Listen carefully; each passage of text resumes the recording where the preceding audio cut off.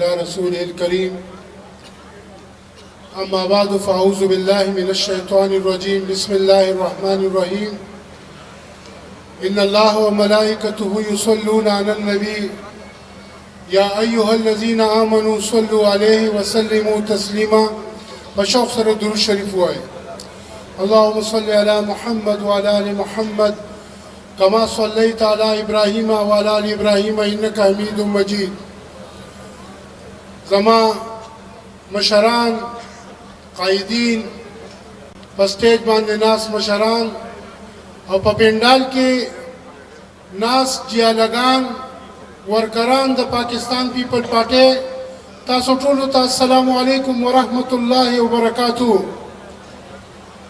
زه پیر افتاب د 400 سره تعلق لرونکی یم او د غشي په نخښه باندې د 25 چې ډیره مضبوطه حلقه ده او ډیر مضبوط کسان ولاړ دي.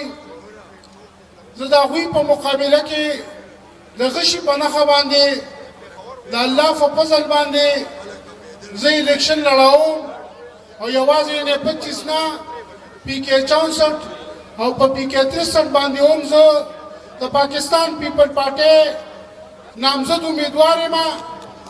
خو یاد ساتئ دې ځله د خلکو خیال پاکستان پیپل پارټي ته دی، غشي ته دی، ځکه دا خلک دا عوام د دې مورثي سیاستدانانو نه تنګ شوي دي، ازمو کړي دي او چې کله دوی اسمبلۍ ته ورسي عوام هیر کړي.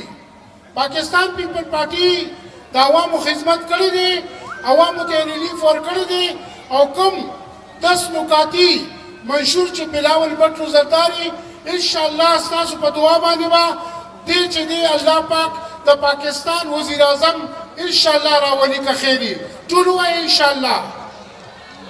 نو زه دې خلکو ته ولاړ یم او تاسو یقین وساتئ زما خو خپل د پیرې مرید دی، یو خپل حلقه ارادت دی، نو خلک چې دی د دغې وجې نه او بل د غشي نه وجې نه داسې ټول خلک مونږ ته انشاءالله دې ځله ووټ راکوي او که خیري یو اپسیټ به پیش کوو که خیري او په 400 باندې به که خیري مونږ انشاءالله سیټونه ګټو که خیري.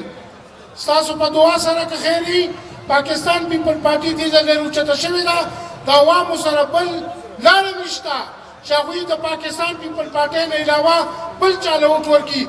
که تاسو عوامو پاکستان پیپل پارټي له ووټ ونه کړو نو دغه شانتې 15 کاله به انشاءالله خدای مکه 15 کاله به تاسو جاړئ. پاکستان پیپل پارټي ټول عمر د عوامو خدمت کړی دی.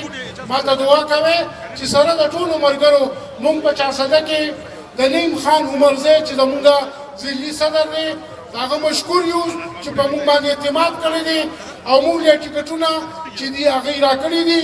انشاءالله مونږ به فایټ کوو ستاسو په مرسته، ستاسو په دعاګانو باندې انشاءالله مونږ به انشاءالله فایټ کوو. مهرباني. السلام علیکم.